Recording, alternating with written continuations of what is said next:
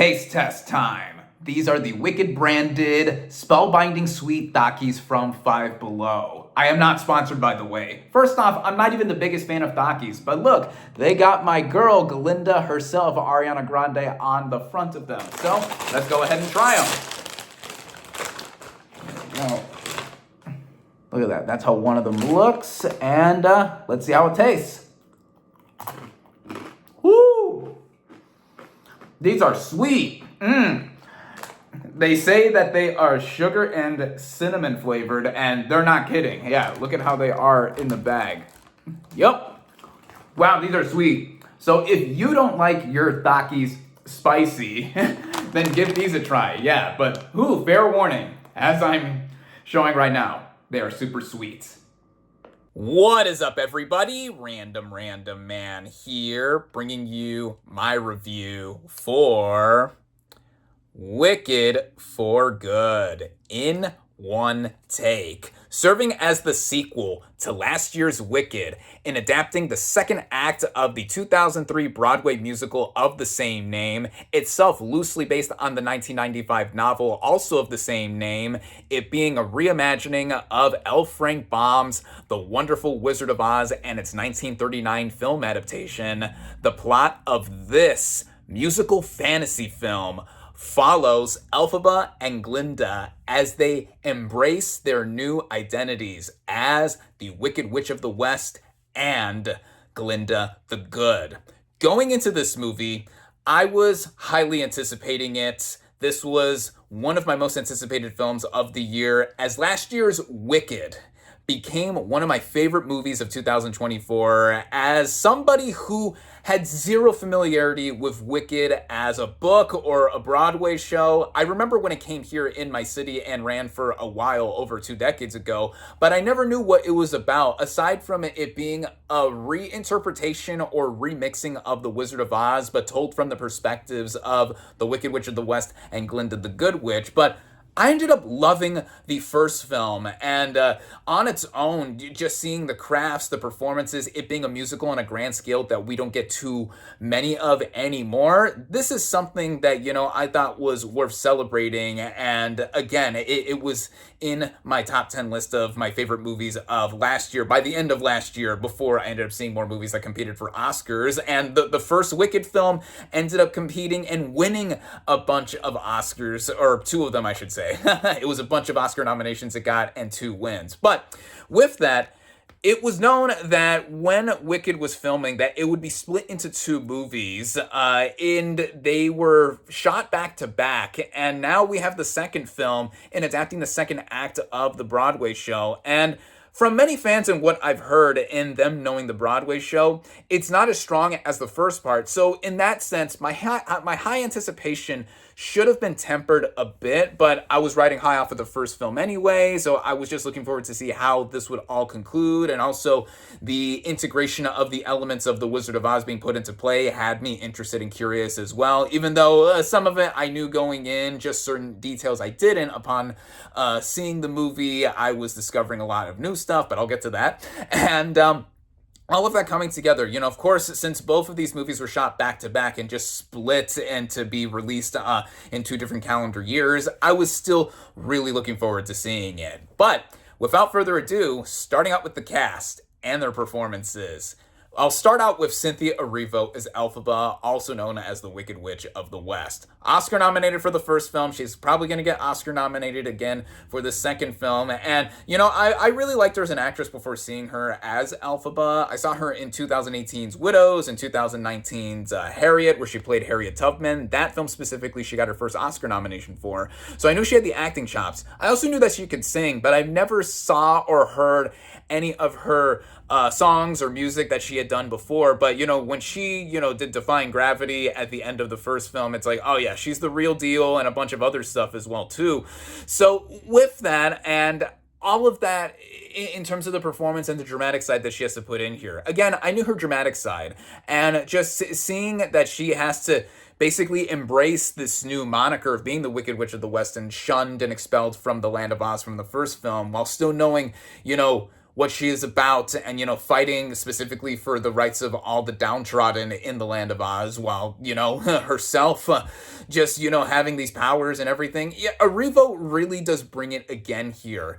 And I feel that, this is probably going to be one of her defining roles, if not her defining role for now, because of these two movies together. The same will probably go with Ariana Grande as Glinda the Good. Now, if you couldn't tell from my intro, in me trying those Takis that are branded with Glinda's spellbindingly sweet or whatever flavor it was, I'm a huge Ariana Grande fan. This is a shirt showing off the set list or track list for her album Eternal Sunshine last year. I'm so mad that I did not get tickets for her upcoming tour. It's a mini tour, and she said recently that she's probably going to step away from music for a while. So it's like, because not only did I first know her for music, but I have been a big fan of hers for over a decade and a half now. In seeing her on the Nickelodeon series Victorious, of course, I became a big fan of her music anyway, shirt included, and all this other stuff. Seeing what she has done and becoming this performer, becoming such a great presence in the industry. And she was Oscar nominated for the first film, and I was so mad that she kept losing every major award show that her and Erivo got in for, because I was specifically rooting for Grande to win Best Supporting Actress everywhere, as Zoe Saldana kept winning for Emilia Perez. Had she won at least one or two places, maybe she would have stood a chance. And I love Zoe Saldana, don't get me wrong. I'm glad she has an Oscar, but I thought that Grande was just excellent, just more than great in that first film. But getting back to Wicked for Good, getting into the second film, what she does in this movie, she shows off more of her dramatic side as opposed to what she did in the first film. One reason many of us loved Grande in the first film is because she was such a big comic relief, and also just the musical numbers that she had in performing. And I think that here she gives a quieter performance in many areas, especially with the new song that she has in the film.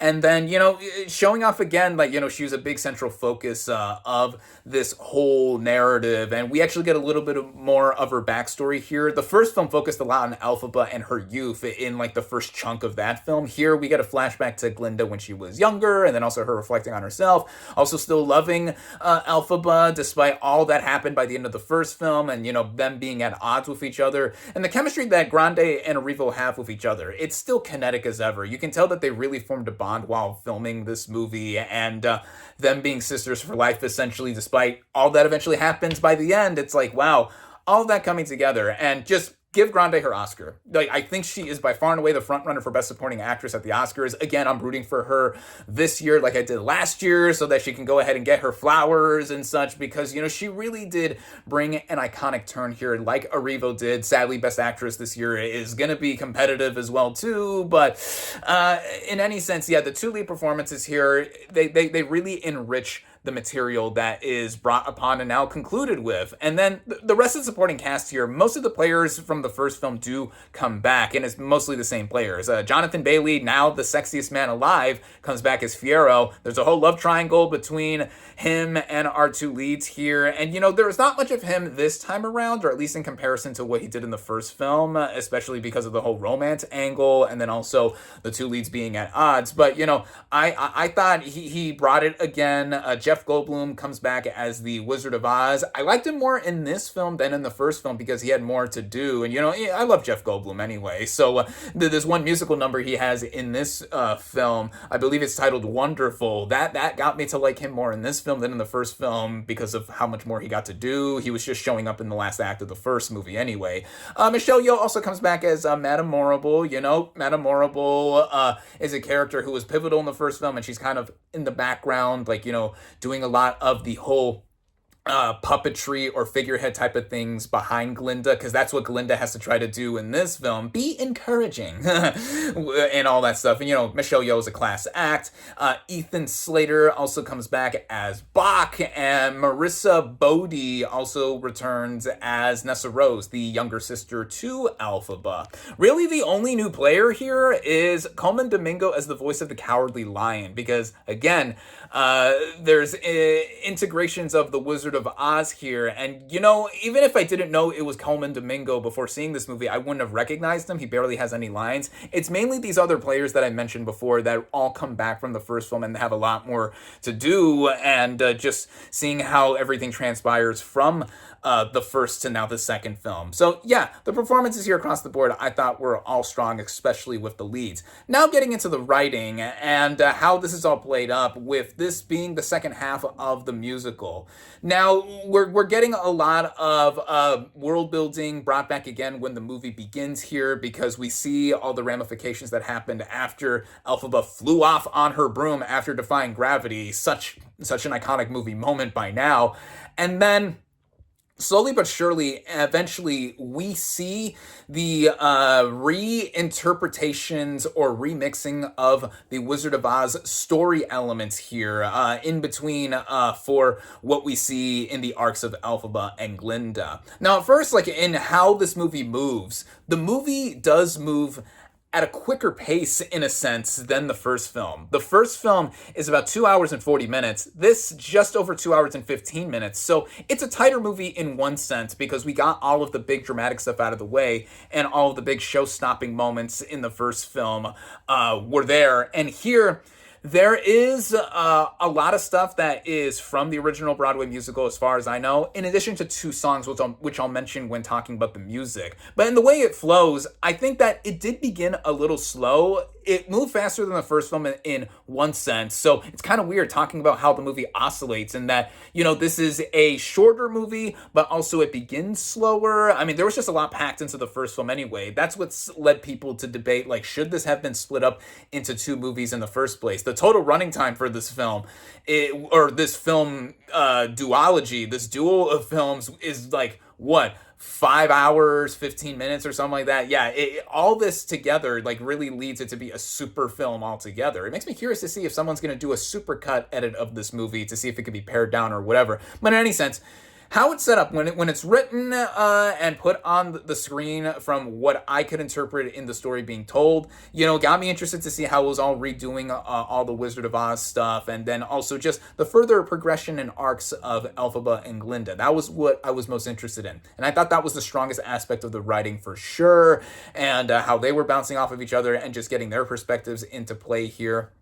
When it comes to the Wizard of Oz elements coming in, mostly, I thought they were well integrated. Some of them were glossed over, or they just happened really quickly. Like, for example, the Tin Man getting introduced here is the one big dramatic scene that is in here. Without giving away spoilers, like, that is what happens before the halfway point of the movie, I would estimate. And then the introduction of the Cowardly Lion just comes out of nowhere, because if you remember a detail from the first film, you know, yeah, but that was played up here. And then the Scarecrow's introduction is glossed over real quickly until later on we get more detailings as the movie is eventually ending. But of course, if you catch it, you catch it. And all this stuff in between. And Dorothy, you don't see her face at all in this film. You see her running off with Toto down the yellow brick road to the Wizard of Oz after being with Glinda, just like how the Wizard of Oz movie showed. But again, this is not a straight adaptation or just like, you know, prequel to that movie. It's a reinterpretation or remixing of the story just straight from the books by L. Frank Baum, which I've never read, but of course we're all familiar with the story. I love the original Wizard of Oz, you know, one of the best American movies ever made, but I'm getting sidetracked here. Mostly I thought it flowed together, and, you know, only in some instances, like I mentioned with the Wizard of Oz stuff being put in here, I was like, okay, you know, it was rushed or put in a faster rate, I would say. So I shouldn't necessarily say rushed completely, because a lot of stuff in here is added in to also, you know, play up how this is trying to conclude. And this includes the music. So 2 new songs are put in here that are original to this film. Elphaba has a new song called No Place Like Home. Of course, that's a reference to Dorothy from The Wizard of Oz saying there's no place like home. And she is amazing here, like one would expect with a Revo and what she does with the material. And then the second song is given to Glinda, the girl in the bubble. that's a way more quiet song in comparison. Like I mentioned, Glinda has more quiet moments in this movie, and it's more like self-contemplative, self-reflective, and I thought that worked for what it was trying to do as well too. And then the other songs that I saw that were from the second act of this musical, I did enjoy in many senses either way. No Good Deed really had a big show-stopping moment that tried to emulate what happened at the end of the first film with Defying Gravity. And then the titular song from this movie, For Good, yeah, a lot of heartbreaking type feels and moments there. Like once we get our main leads doing that duet. So the music here altogether, it's well done again, mostly. Again, as someone who's not familiar with the stage musical, this, I think, works in line and connecting with the first film. Now, they're not necessarily per se as memorable as the songs from the first film. And again, just by the very nature of this movie being the second half of a story, that's where you would say it stumbles. But I think looking at it in terms of it being in a bubble, no pun intended, I think they worked in what they were trying to do. There's also reinterpretations and reinterpolations of songs from the first film, a lot of reprises, I should say. And then how it's handled all together in the directing by John M. Chu. Of course, doing the first film and now the second film, he won the Critics' Choice Award for Best Director for the first film. He's going to get nominated again there, but I don't think he's getting the Oscar nomination. But I think what he did here in connection to the first film, I think he's done his best directing work yet in doing this Wicked project, because he really knows how to stage and helm everything together, and like with the actors and just setting up this world of Oz. And going into the technical elements of this movie I think improves in some areas from the first film. For example, how colorful the movie is. A lot of people complained about how the first movie looked all washed out and that the colors were more muted than a story like this should be portraying, especially because it takes place in the land of Oz. Here, I noticed that they were a lot more better balanced, the colors, I should say, and the same sets or similar sets from the first film and everything come back here. The first movie won the Oscar for Best Production Design, and, I think it's going to get nominated again because of the same sets that were used and showing off the land of Oz, around the place where the Wizard of Oz himself is, the flowers, and just all the settings here, they looked very tactile. Of course, visual effects are used in between, but I think they were seamlessly put in here like in the first film. The costume design in the first film, or for the first film, it won Best Costume Design at the Oscars as well, too. So 2 technical categories is where it won, and I think is going to get nominated again. I mean, the dresses that Ariana Grande as Glinda wears are just very extravagant. Of course, Elphaba, Cynthia Erivo, like really donning the Wicked Witch of the West look, and all the other characters here, just again, a lot of what carried over from the first film is put in here, and how all of it comes together and is put into play. I think the second half is stronger than the first half of Wicked for Good, and just having it all paced out and seeing us, getting into the effervescent emotion that is played up here. And I think that coming together and, making the first film stronger in many ways is the point of a second half of a story being adapted. And, I was into it mostly, even with some moments here and there, like I said, with the Wizard of Oz stuff being put in. I was like, okay, that was glossed over, or it was put in too quickly and all that. But with all of that being said, though, I think I'm still saying that I really enjoyed Wicked for Good. Now, immediately, it's not as strong as the first film. I would even say that if you looked at the first film on its own, let's say we were never getting Wicked for Good, I think it stands on its own really well, and, you could just make up in your mind what happens afterward. Of course, Elphaba's the Wicked Witch of the West, Glinda's Glinda the Good, whatever. But now that we have the second film in any sense, we have more of a lot of the same that those that loved about the first film, like I did with the second film. And, even with this being a darker and faster film, I think that as a finisher, in what it's doing in completing this whole story here, now that we have it complete, it's like, now people can just go ahead and see these 2 movies and just see how it's been adapted from their beloved stage, musical, or even the book, the original source material 1995. And I think that all of it coming together has me still say that, in terms of this being a duo of films, working in tandem with each other, I think that in being musicals of such a grand scale that, again, we really don't get too many of anymore, I think that this film, along with the first Wicked film, have shown off, the skills and the type of potential and capabilities that could be done in adapting anything, or even trying original musicals too. That's also a great option too, because we know that there's going to be more musicals coming, whether they're based on pre-existing materials or not. But I think just seeing what the Wicked movies are as an example, I got someone like me who was already into musicals in the first place. I should have said that from the get-go too. I was already into musicals despite not being familiar with Wicked at all. But having it all come together and be put into play, as I'm rambling on at this point, this video is going on for more than 20 minutes. But what I'll say is that,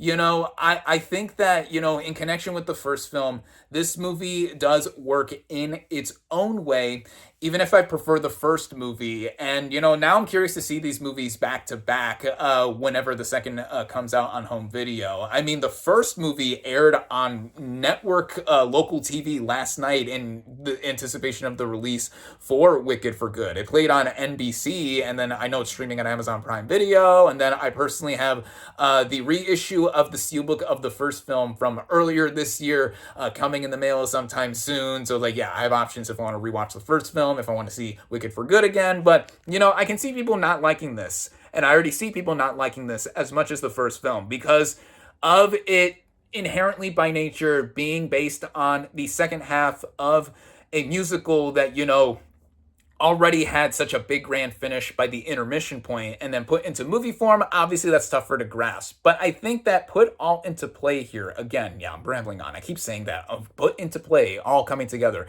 This is what I get for doing this in one take. I'm just going on and on at this point. But again, I still really enjoyed Wicked for Good, and I would say that I definitely recommend seeing this film. If you are a fan of the first film, you're likely going to be a fan of the second film. If you were not into the first film, there's no reason for you to see the second one. Maybe you just want to get the complete story out of the way anyway, or see what could possibly have been improved or whatever. I think there are some improvements here with certain things that I have pointed out, but all in all, just seeing it as a film altogether on its own, I do think it's a strong effort. And now that we have this Wicked story complete cinematically, I think that, fans should be happy. And I myself, being a fan, am happy for good. Pun intended. With all of that being said, my final verdict for Wicked for Good is 4 out of 5 stars. Thank you all, as always, for watching. Be sure to like this video, comment on what you thought of Wicked for Good. Social media links in the description. Subscribe to my channel for more, and I'll catch you on the next movie review.